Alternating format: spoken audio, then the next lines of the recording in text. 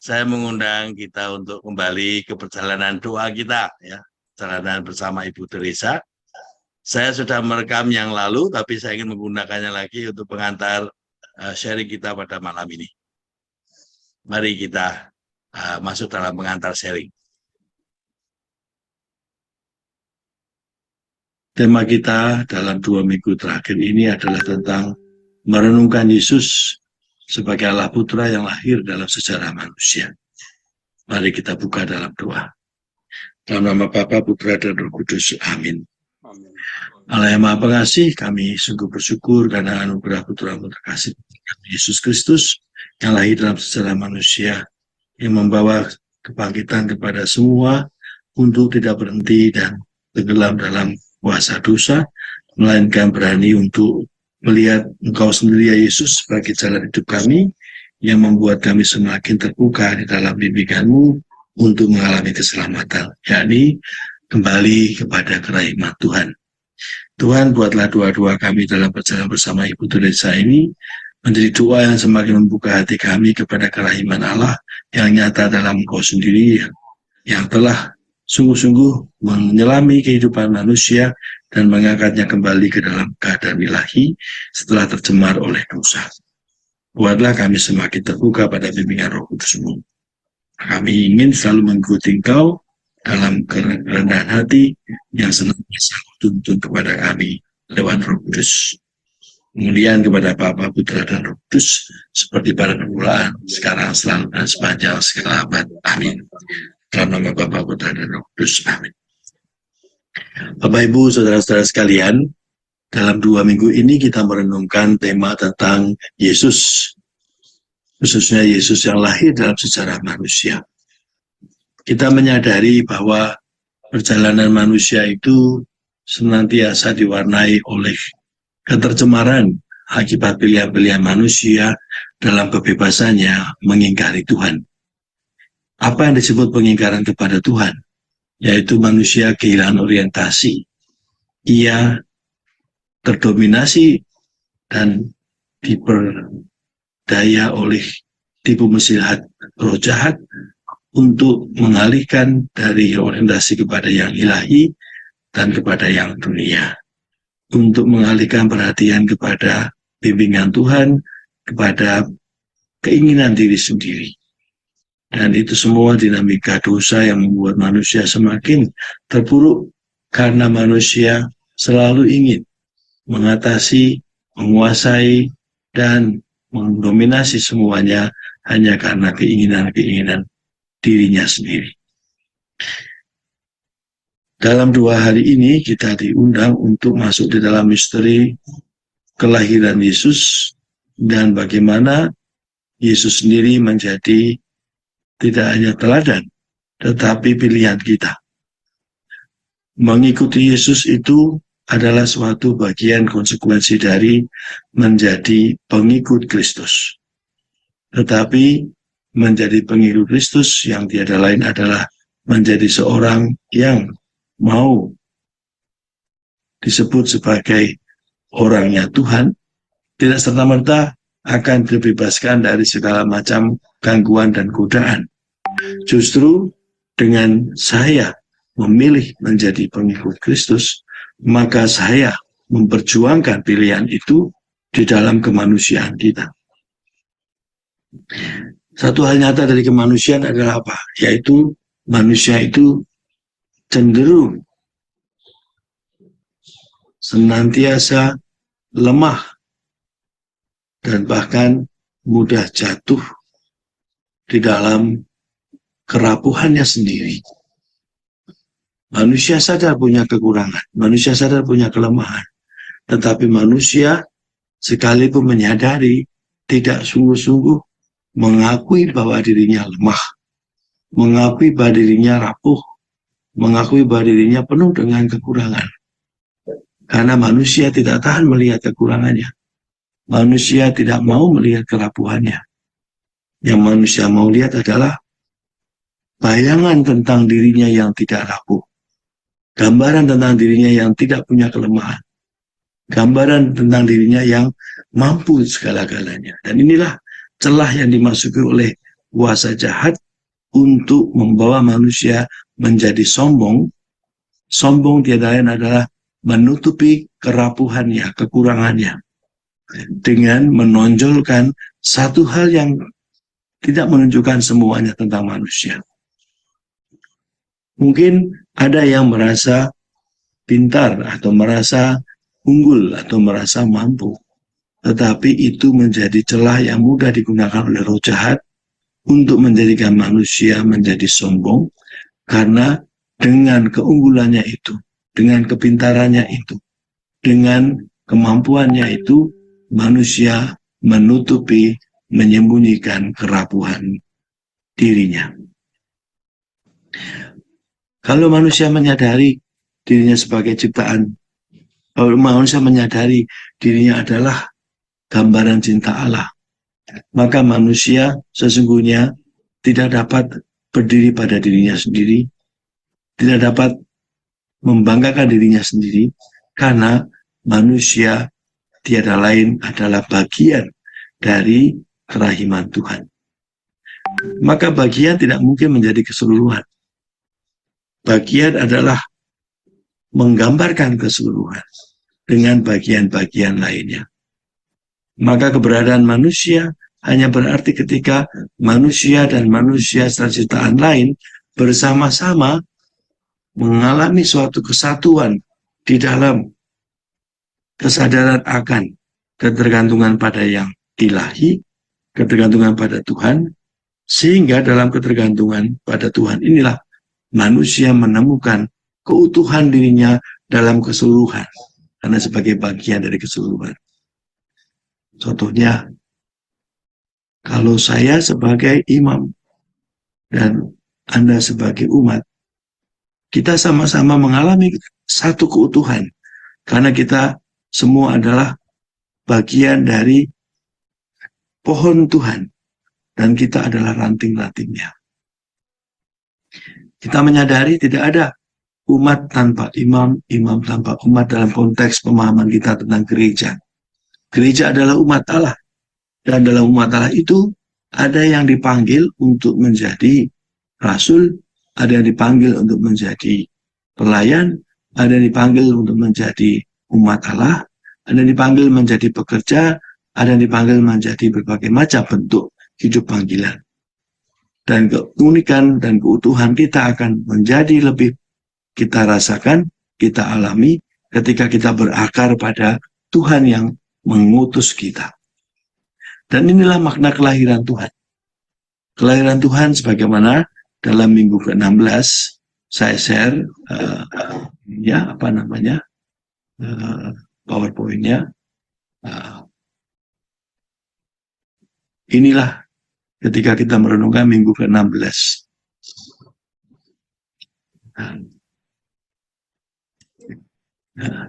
Dalam minggu ke-16 kita mencoba menyelami 30 tahun kehidupan Yesus yang tersembunyi. Di situ ada banyak pertanyaan tentang Yesus, anak tukang kayu, dan lain-lainnya. Tapi di sini kita lihat di sini bagaimana hampir semua sosok Yesus sebagai orang dewasa disebutkan dalam Perjanjian Baru. Tidak sulit untuk membayangkan sosok Yesus. Dan seperti seorang yang bertumbuh, Yesus juga seperti kita, sama-sama berkembang dalam relasi dengan yang lain. Maka Yesus menemukan jati dirinya di dalam relasi dengan orang-orang sekitarnya. Dengan Ibu Maria, dengan Yosef, dengan semua yang ia kenal. Maka di sini kita perlu melihat bagaimana 30 tahun kehidupan Yesus yang tersembunyi itu adalah suatu sejarah manusia yang penuh dengan cerita jatuh dan bangun. Cerita tentang bagaimana Yesus membuat Maria dan Yusuf sedih dan gelisah karena selama 3 hari dia tidak pulang bersama mereka di tengah kerumunan banyak orang setelah mereka menunaikan ibadah tahunan untuk ke Bait Allah. Bagaimana Yesus mengatakan kepada mereka, siapakah ibuku dan siapakah saudaraku? Bukankah itu menyakitkan bagi seorang anak kepada orang tuanya? Dalam relasi kita satu sama lain sebagai keluarga, kita mengalami banyak gesekan-gesekan. Kita mengalami banyak konflik-konflik. Tetapi tidak berarti bahwa konflik dan gesekan itu sia-sia. Kita belajar memahami diri kita karena kita bergesekan dengan orang lain. Kita belajar menerima diri kita, memahami diri kita lewat konflik-konflik dengan orang lain. Maka dalam hal ini, kita satu sama lain adalah sarana untuk memahami bagaimana Yesus juga berkembang seperti itu. Satu hal yang penting dalam diri Yesus adalah apa? Ketika dia menjadi besar, dan ketika dia menjadi besar dalam hikmat Allah, maka Yesus menunjukkan sikapnya yang jelas. Bagaimana masa mudanya ia sudah menekuni dan memahami misi hidupnya, yaitu mewartakan Allah yang Maha Pengasih, Allah Bapa yang mencintai semuanya. Tentu Bapak Ibu sudah mendoakan doa-doa di kehidupan di Nazaret, ya, bagaimana Yesus di bait suci, ya. Semuanya tiada lain adalah bagian dari bagaimana kita mencoba menyelami hidup Yesus juga adalah hidup kita. Kita yang berkembang di dalam iman kepada Tuhan juga mengalami bagaimana hidup kita juga dibentuk oleh berbagai macam pengalaman bersama dengan orang-orang di sekitar kita. Nah, dalam minggu ke-16 ini kita menemukan Yesus hidupnya dan segala yang ia alami menjadi juga sejarah kita, sejarah manusia kita. Maka baik juga Bapak Ibu dalam sharing, ya, atau di dalam nanti bertemu dengan teman-teman yang bersama-sama berjalan bersama Ibu Teresa, membagikan kisah-kisah yang menjadi momen-momen penting dalam hidup kita. Dari lahir sampai hari ini. Dan kita pernah merenungkannya di minggu pertama. Tetapi kali ini kita memakai potret kita bersandingan dengan potret Yesus. Ya. Saya menawarkan kepada Bapak Ibu, cobalah melihat potretku dan potret Yesus bersama-sama. Caranya bagaimana? Cobalah Bapak Ibu merenungkan kisah-kisah Yesus itu dan menempatkan diri Bapak Ibu dengan kontemplasi di dalam ruang di mana Yesus di situ ada. Saya terkesan sampai hari ini dengan doa Yesus yang kecil, ya. Ketika dia masih remaja, dia bermain bola, dan saya ikut di dalamnya, dan saya mengamati Yesus, melihat Yesus bermain bola, dan bersenda gurau, dan bertawa ria dengan teman-teman kecilnya, ya. Saya membayangkan bagaimana dia juga adalah seperti saya. Ketika saya kecil, saya banyak tidak di rumah, banyak keluar, dan sering dimarahi Bapak Ibu karena pulang malam, khususnya Ibu, ya. Pernah juga saya tidak dikasih makan karena tidak mendengarkan permintaan Ibu untuk tidak pulang malam-malam karena asik bermain dengan teman-temannya. Saya rasa juga Yesus mengalami yang sama di masa kecilnya. Ia banyak dengan teman-temannya bermain, dan mungkin juga mengecewakan juga buat Bapak Ibunya marah. Tapi di situ Yesus menemukan pada hari-harinya sampai dengan dia dewasa, ia mengambil sikap, ya. Dan apa yang diambil sikap itu tidak terlepas dari pengalaman masa kecilnya yang terbentuk dengan orang-orang sekitarnya. Dan mungkin dalam bayangan Bapak Ibu, dalam imajinasi Bapak Ibu, Yesus juga bermain bola dengan orang-orang gelandangan. Yesus juga mendatangi mereka yang tidak punya rumah, berbicara dengan mereka. Karena saking sibuknya mewartakan tentang Allah yang Maha Kasih, dia sampai lupa pulang misalkan, ya. Kita pun mungkin tidak punya pengalaman yang sama. Bagaimana kita asik terlibat dengan segala kegiatan-kegiatan yang membuat kita mengalami kepenuhan dalam hidup ini, sampai kerap kita dimarahi oleh keluarga kita karena seolah-olah kita tidak memperhatikan mereka. Tentu semua ini adalah pengalaman-pengalaman yang pada akhirnya menjadikan kita seperti saat ini. Dan ketika kita menjadi seperti saat ini, orang tua kita mungkin baru memahami, oh dulu seperti itu, menjadikan kita seperti ini sekarang. Ya, saya teringat dengan bagaimana Bapak Ibu saya sendiri yang tidak mengizinkan saya menjadi imam dan menjadi Yesuit. Tetapi ketika melihat bagaimana pergaulan saya dengan banyak orang dan juga banyak anak-anak gelandangan dan semuanya, memberikan warna bagaimana kemungkinan besar memang itulah pilihan yang saya hidupi, dan itulah yang mereka pelan-pelan yakini, dan mereka akhirnya mendukung saya. Memahami Yesus yang kecil, Yesus yang remaja, Yesus yang dewasa, dan akhirnya Yesus yang mengambil keputusan. Bukankah itu juga bagaimana kita melihat potret kita? Maka pada waktu minggu pertama, kita melihat sejarah kita, hidup kita, maka sekarang kita mencoba melihat dalam sejarahku, di manakah Yesus blended di dalam hidupku? Di manakah Yesus sungguh-sungguh akhirnya menjadi warna hidupku? Mungkin sebelumnya adalah warna diriku yang paling dominan ya. Tapi semua peristiwa-peristiwa itu, pengalaman-pengalaman itu membawa kita pada titik tertentu berjumpa dengan Yesus. Saya masih ingat pengalaman Suster Lastri Daya dalam rekoleksi yang lalu. Dia mengatakan waktu masih kecil dia ingin menjadi suster atau mengalami sesuatu yang lebih dalam hidupnya, tapi dia belum tahu bentuknya apa ya.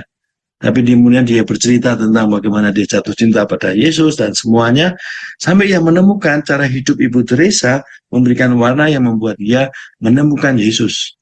Dan pada akhirnya ketika Yesus menjadi warna hidupnya, di titik itulah hidupku dan hidup Yesus saling bertautan. Yesus ada, saya pun ada, saya ini ada karena Yesus, dan akhirnya relasi dengan Yesus mewarnai seluruh langkah-langkah hidup kita. Relasi dengan Yesus membuat saya melangkah dari langkah yang satu ke langkah berikutnya, yang tiada lain adalah menjadi warna yang sangat jelas dalam setiap putusan-putusan kita. Dengan mengikuti Yesus, pada akhirnya saya mampu melepaskan hal-hal yang membuat aku tidak dapat mengikuti Yesus. Dan inilah sangat penting di dalam membangun hidup rohani. Ketika hidup rohani kita menjadi punya warna yang jelas, yaitu warna Yesus yang memanggil kita, mengutus kita. Bahkan warna seperti yang Ibu Teresa dari Kalkuta alami, yaitu sekalipun dia sudah mengikuti Yesus dalam biara Loreto, dia meninggalkan Loreto karena Yesus meminta dia lebih dalam. Saya ingin share satu video sebagai pengantar sharing Bapak Ibu atau pengantar minggu ke-16, tapi juga pengantar doa minggu ke-17, juga sama, yaitu mendalami hidup Yesus. Mari kita lihat video ini dulu, baru kemudian kita masuk ke dalam pengantar doa minggu ke-17. Forgiveness is the greatest presence of peace. Only when we don't forgive each other, then we live in disturbance, we live in jealousy and unhappiness and so on.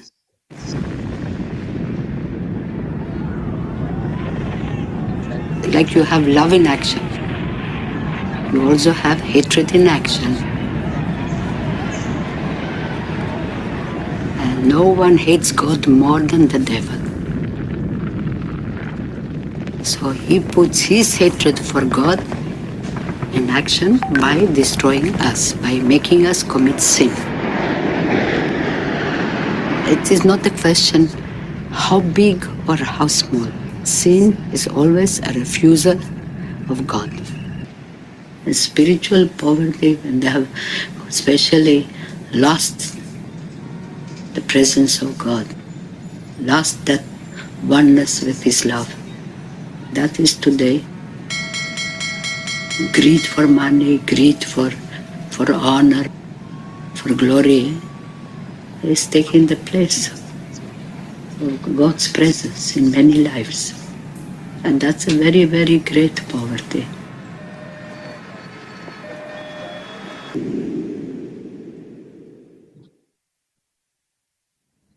God speaks in the silence of the heart, and we listen. And then we speak to God from the fullness of our heart. First we listen, God speaks, and then we speak and God listens. And that connection is prayer, is oneness with God. A soul of prayer, fruit of prayer, is deepening of faith. And the fruit of faith is love. And the fruit of love is service.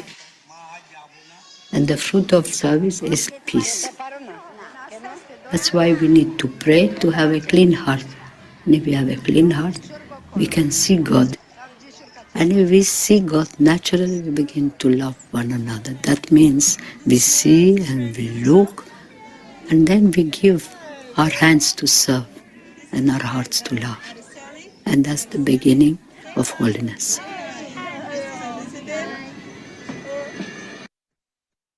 Dua kutipan dari video Ibu Teresa, dari video legasi Ibu Teresa tentang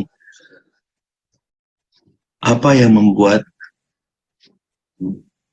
orang menolak Tuhan, atau penolakan atas kehadiran Tuhan dan hati yang jernih. Dan jelas sekali di situ digambarkan oleh Ibu Teresa, ketika manusia tidak mengampuni, maka disitulah manusia menolak Tuhan. Dan hati yang murni, yang jernih, adalah hati yang sungguh terbuka pada realitas Tuhan di dalam setiap doa-doa kita. Maka di situ doa adalah bagian dari yang terpenting dalam hidup kita ketika kita sudah memilih Yesus menjadi bagian dari sejarahku.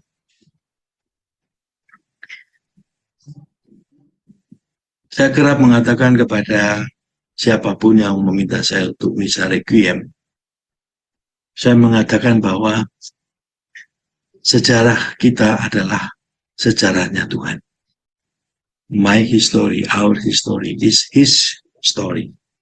Dan kalau kita merenungkan sejarah orang-orang yang kita doakan, orang-orang yang kita rayakan, setelah mereka sekian lama kembali ke rumah Tuhan dan kita mengenangnya, apa yang kita rayakan adalah sesungguhnya kehadiran mereka dalam hidup kita telah membuat hidup kita dibentuk dan terbentuk bersama mereka. Maka mereka menjadi bagian dari sejarahku. Dan aku juga menjadi bagian dari sejarah mereka.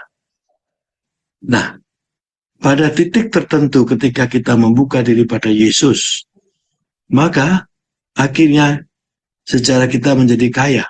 Karena apa? Sejarah kita dan mereka, orang-orang yang hidup bersama kita, adalah sejarahnya Yesus. Karena kita menemukan Yesus di dalam diri orang-orang itu, mereka, maupun mereka juga menemukan Yesus dalam diri kita, dalam diri saya. Dan inilah kekayaan rohani yang luar biasa, Bapak Ibu. Maka dalam doa-doa nanti, dalam minggu ke-17, saya mengajak Bapak Ibu untuk masuk lebih dalam, untuk menyentuh sejarah Yesus yang adalah juga sejarah Bapak Ibu, sejarah teman-teman kita, dan sejarah semua orang yang kita mempunyai relasi dengan mereka atau belum mempunyai relasi dengan mereka. Satu keyword yang penting adalah apa? Semakin kita merenungkan relasi kita yang intim dengan mereka, kita semakin menemukan bahwa sejarah hidup kita adalah sejarah yang dipakai oleh Tuhan sebagai sarana untuk banyak orang berjumpa dengan Tuhan. Mungkin kita tidak sadar bahwa hidup kita menjadi inspirasi bagi orang lain untuk berjumpa dengan Tuhan. Tapi kita juga sadar bahwa ada banyak orang yang menjadi inspirasi bagi diri kita sendiri untuk mengalami Tuhan. Dan inilah yang disebut bagaimana setiap sejarah itu mempunyai daya. Dan daya itu adalah kita mampu melakukan prioritas. Mana hal yang kiranya dapat aku lepaskan karena tidak membawa aku kepada Tuhan, dan mana yang dapat aku selalu alami dan aku pilih karena itu membawa aku kepada Tuhan. Santo Ignatius dalam latihan rohani bagian kedua ini, dia mengingatkan kepada kita untuk memilih prioritas dari dua keinginan, yaitu keinginan untuk hanya mencintai diriku dan keinginan untuk mengikuti Tuhan. Saya bagian yang mengutip bagian yang ditulis dalam panduan ini ya. Dalam doa-doa minggu ini kita akan berdoa dengan teliti melihat kembali pengalaman kita satu persatu dan bagaimana semua peristiwa itu membawa kita ke jalan hidup Yesus.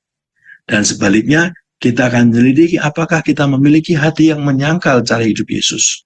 Khususnya dalam tata cara hidup masyarakat modern, terdapat sikap daripada memandang positif cara hidup Yesus, masyarakat modern lebih cenderung bersifat menunjukkan sikap penolakan. Bagaimanapun kita hidup di tengah-tengahnya, dan tentu juga langsung atau tidak langsung kita diwarnai oleh itu. Tetapi dalam dua minggu ini, kita mau supaya kita semakin kritis terhadap pilihan-pilihan hidup kita. Mana yang terpengaruh oleh cara hidup modern, dan mana yang membawa kita semakin mengikuti Yesus. Dan inilah dinamika doa-doa minggu ini. Kita mencermati, mengamati dalam sejarah hidup kita, mana yang membawa kita semakin kepada Yesus. Ibu Teresa dalam video yang terakhir tadi, hati yang murni adalah hati yang dibangun dalam doa. Hati yang murni adalah hati yang dibangun dalam perayaan sakramen. Hati yang murni, hati yang dibangun dalam kesediaan memberikan waktu untuk memandang Yesus, baik di dalam sakramen Maha Kudus, maupun juga di dalam kehadiran Yesus lewat orang-orang yang mereka layani. Maka Bapak Ibu, saya mau mengakhiri pengantar dari baik itu pengantar untuk minggu ke-16 yang kemarin saya tidak dapat memberikan karena putus sinyal, dan juga pengantar minggu ke-17 yang dua-duanya masih di tema tentang Yesus yang lahir dan Yesus yang menjadi pilihan kita. Sekali kita memilih Yesus, mari kita pilih terus, karena itulah yang membawa kita kepada kedalaman. Hidup yang dalam tiada lain adalah hidup yang semakin mengalami Allah dalam setiap langkah-langkah hidup kita. Dan hidup yang diperjuangkan karena kita hidup di tengah-tengah masyarakat modern yang kecenderungannya menolak Tuhan, menolak kerahiman Tuhan. Karena masyarakat modern selalu mengutamakan keunggulan, kesuksesan, dunia, pengakuan, dan lain sebagainya. Mari Bapak Ibu, kita lanjutkan doa-doa kita dan mohon rahmat supaya doa-doa kita semakin membuat kita menjadi pribadi yang selalu memprioritaskan cara hidup Yesus dan hidupnya mengarah kepada Yesus dalam setiap pilihan kita. Mari kita berdoa dalam nama Bapa, Putra, dan Roh Kudus. Amin. Ya Allah, buatlah hati kami selalu terbuka pada rahmat dan bimbingan-Mu, dan biarlah kami juga semakin terbuka untuk Kau tuntun di dalam seluruh langkah-langkah hidup kami, sehingga setiap pilihan kami semakin membawa kami kepada Engkau sendiri, Yesus. Kami tahu dunia tidak mudah, dunia itu sangat kejam, karena cara hidup dunia semakin membawa setiap orang menjauh daripada Tuhan. Buatlah kami semakin terbuka pada bimbingan-Mu, karena Engkaulah pilihan kami, kini, selalu, dan sepanjang masa. Amin. Demikian Bapak Ibu pengantar untuk sharing. Saya persilakan Pak Winardi melanjutkan.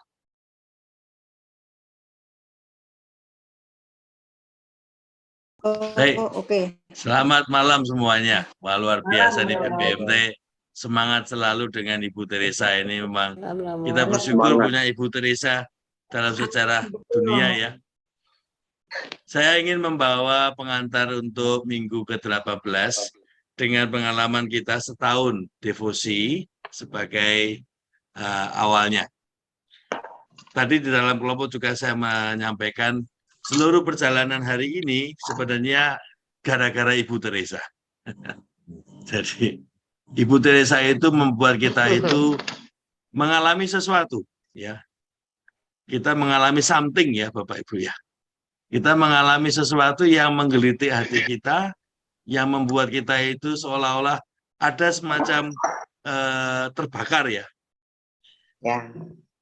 Kalau saya membayangkan apa yang dilakukan oleh Ibu Teresa itu bukanlah suatu aktivitas kembang api. Ibu Teresa itu tidak menjalankan sesuatu kehidupan yang seperti kembang api. Kayak persiapannya panjang gitu ya, lalu meledak sekali lalu hilang. Tidak. Ibu Teresa itu saya bayangkan sebagai seorang yang menyusun kayu bakar untuk membuat api unggun. Jadi pelan-pelan dari serpian-serpian kayu yang dia punya, dia susun, dia susun, karena dia tahu tugas dia itu bukan untuk membakar, tapi tugas dia itu menyiapkan diri untuk dibakar. Nah, yang membakar itu siapa?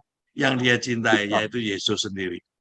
Maka sejak dia usia 3 tahun, 12 tahun, 16 tahun, dia memberikan dirinya, menyusun dirinya seperti kayak persiapan api unggun ya Bapak Ibu ya. Ya mungkin ada api, ada kayu yang kecil, kayu yang besar, kayu yang penuh dengan banyak lumutnya semua ya. Dia taruh semuanya di situ.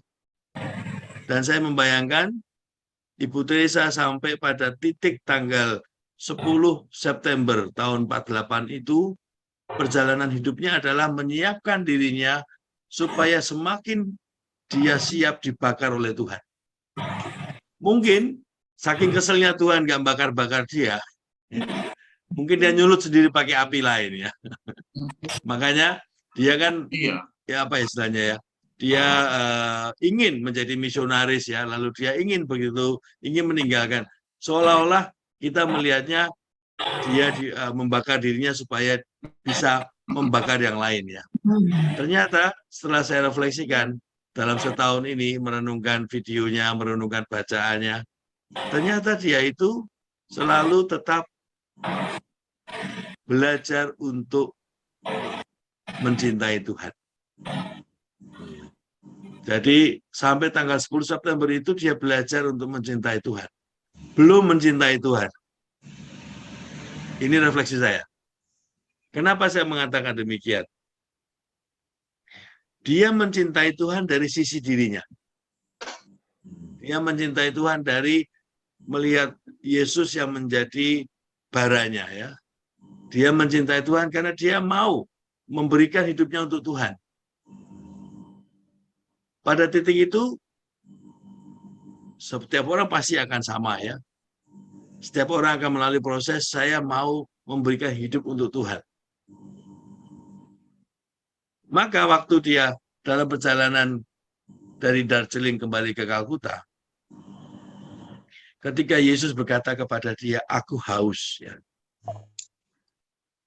Dia sadar. Selama itu dia tuh yang haus. Ya. Haus untuk apa? Untuk memberikan kepada Tuhan. Ini loh Tuhan, saya butuh supaya saya tetap bisa dekat pada kamu. Ya. Supaya saya tetap bisa saya bakar diri saya supaya bisa untuk merasakan engkau. Ya. Tetapi dalam perjalanan itu dia menemukan dirinya dibakar oleh Tuhan menjadi api unggun. Maka waktu dia memberikan dirinya untuk dibakar, tentu ada segala macam kekhawatiran, kebingungan, dan bahkan dengan hierarki ya. Dia harus meninggalkan Loreto dan semuanya. Tapi dia pelan-pelan dia menyiapkan dirinya sampai akhirnya dia menyerahkan kepada pimpinan gereja dan dia mengikuti semua arahan pimpinan gereja dan dia situ sadar bahwa Yesus meminta dia menjadi api unggun. Maka Yesus bakar Ibu Teresa terus ya. Bakar terus. Dan akhirnya Yesus yang membakar Ibu Teresa menjadikan dia sebagai api unggun, membakar banyak orang.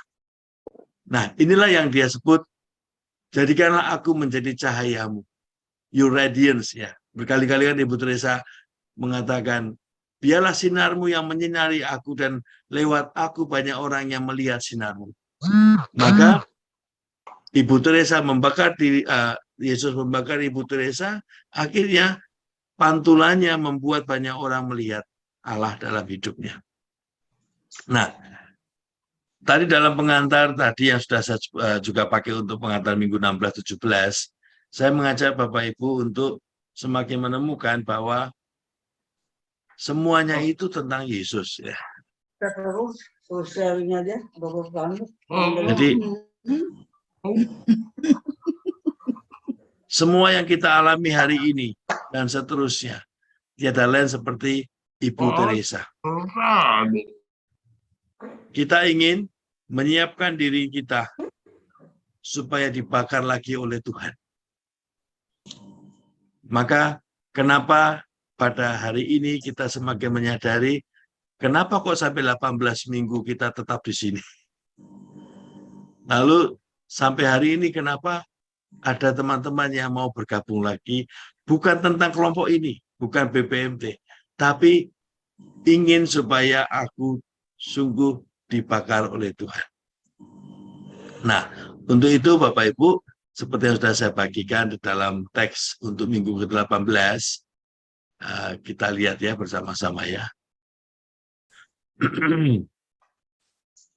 Di sini, pada minggu ke-18 ini, tetap kita fokusnya pada Yesus ya. 16-17 sudah kita lihat bagaimana kita ada dalam tegangan ya, dalam tegangan bagaimana dunia dengan segala cara hidupnya selalu membuat kita kerap kadang-kadang goyah. Tetapi kita tahu karena kita memilih Yesus, maka kita selalu memperjuangkan itu. Nah, pada minggu ini, minggu ke-18 ini, kita Bapak Ibu kami ajak untuk mencoba lagi merefleksikan pilihan-pilihanku itu apakah sungguh prioritasnya selalu pada sungguh mengikuti Tuhan. Nah, saya menawarkan kepada Bapak Ibu untuk merenungkan 3 jalan ya. 3 jalan itu apa? Kita semua sama ingin menemukan Tuhan. Semua niatnya sama. Manusia itu dalam hatinya sungguh punya niat yang sama, yaitu saya mau mengikuti Tuhan. Tetapi niat dan tindakan itu tidaklah otomatis terjadi. Kita punya keinginan kerinduan tetapi tidak pernah melakukan kerinduan itu, maka sebenarnya kita hanya berhenti pada membayangkan mengikuti Tuhan. Di sini digambarkan ingin menemukan Tuhan dalam damai dan meninggikan obsesi dengan apa yang telah kita peroleh di dunia, tetapi tidak melakukan apapun sampai mati. Artinya, seperti pemuda kaya itu ya, kisah pemuda kaya. Tuhan, saya ingin menjadi sempurna gitu ya. Lalu Tuhan mengatakan, apakah sudah melakukan semua aturan dari 10 perintah Allah? Sudah, semua saya lakukan. Dan Yesus mengatakan satu, kamu sudah punya semuanya. Hanya satu yang kamu belum punya. Lepaskanlah semua itu dan ikutilah aku. Jadi di situ pengalaman Loreto ya. Ibu Teresa sudah mengalami semuanya, sudah mengikuti Tuhan, tetapi Yesus mengatakan, jangan tolak aku, pergilah ke Kalkuta. Dan disitulah pengalaman mistik panggilan Ibu Teresa, yaitu kita melepaskan apa yang kita rasa sudah mengikuti Tuhan, tetapi membiarkan Tuhan meminta kita untuk apa yang Tuhan kehendaki kita lakukan. Di saat kita memahaminya tidak mudah. Nah, ini ketika kita masih kompromi ya, maka kemungkinan kita akan negosiasi dengan Tuhan. Tuhan, saya kan sudah tua, saya sudah tidak mampu, saya sudah begini, saya sudah begitu. Ya tidak apa-apa. Tetapi mungkin di situ kita memaksa Tuhan menyetujui apa yang kita inginkan. Kita memaksa Tuhan atau meminta Tuhan untuk memahami kita. Ya pasti Tuhan memahami. Toh. Tetapi apa yang Tuhan tawarkan akhirnya tetap tidak terjadi. Jadi di sini walaupun sadar bahwa jalan yang paling kita ingin adalah meninggalkan kekayaan, tetapi untuk menjadi lebih dekat dengan Tuhan tidak memutuskan membuang kekayaan. Jadi kita tahu bahwa Tuhan menghendaki itu, tetapi kita menolaknya karena kita tidak mampu melepaskannya. Itu persis yang juga dialami oleh Ibu Teresa. Jadi dia menemukan tidak ada yang salah dia menjadi biara Loreto dan bahkan banyak buahnya. Banyak anak-anak didiknya yang senang dan banyak anak didiknya yang berkembang juga. Tetapi ketika Tuhan mengatakan, apakah engkau akan menolak aku? Dan disitulah Ibu Teresa mengatakan, tidak Tuhan, dan dia keluar. Nah, jawaban-jawaban itu adalah suatu pilihan di mana pada akhirnya kita selalu ada dalam proses kita ingin yang kita lakukan hanya satu, membuang semuanya secara rohani dengan mengikuti hati yang digerakkan Tuhan atau mengikuti kemana yang lebih baik untuk pelayanan dan pujian kepada Tuhan. Saya stop di sini ya. Ini suatu proses timbang-timbang, butuh sungguh-sungguh keterbukaan hati mendengarkan Tuhan. Bapak Ibu, kalau kita lihat ya, membesarkan anak dan semuanya itu kan sesuatu yang sangat baik. Tetapi kan Bapak Ibu sudah mengalami ketika anak kita atau anak Bapak Ibu, bukan kita ya, anak Bapak Ibu sudah menjadi besar dan memutuskan hidupnya. Di saat itu ada pengalaman yang tidak mudah, yaitu mengizinkan mereka berkembang dan membiarkan kita ditinggalkan oleh putusan mereka, dalam tanda kutip. Ya. Ditinggalkan itu apa? Artinya mereka berkembang pada pilihan putusan hidup mereka untuk berkembang dalam cara dan hidup mereka mengalami Allah dalam hidup yang mereka pilih. Dan kita juga memilih untuk melepaskan mereka supaya kita juga semakin mengalami Allah dalam cara baru. Mungkin selama itu sebelum mereka memilih pasangan hidupnya, membangun hidup keluarga baru, mungkin selama itu kita menemukan Allah lewat kebersamaan dengan anak-anak, lewat kebersamaan dengan orang-orang yang selama ini kita besarkan. Tetapi sebenarnya Tuhan menawarkan yang baru. Ketika mereka sudah besar, Tuhan menawarkan cara baru untuk mengikuti Tuhan, yaitu melepaskan mereka sebagai orang tua dan mengikuti Tuhan dalam usia dan dalam situasi yang baru tanpa mereka. Nah, ini yang saya coba paralelkan dengan pengalaman Ibu Teresa.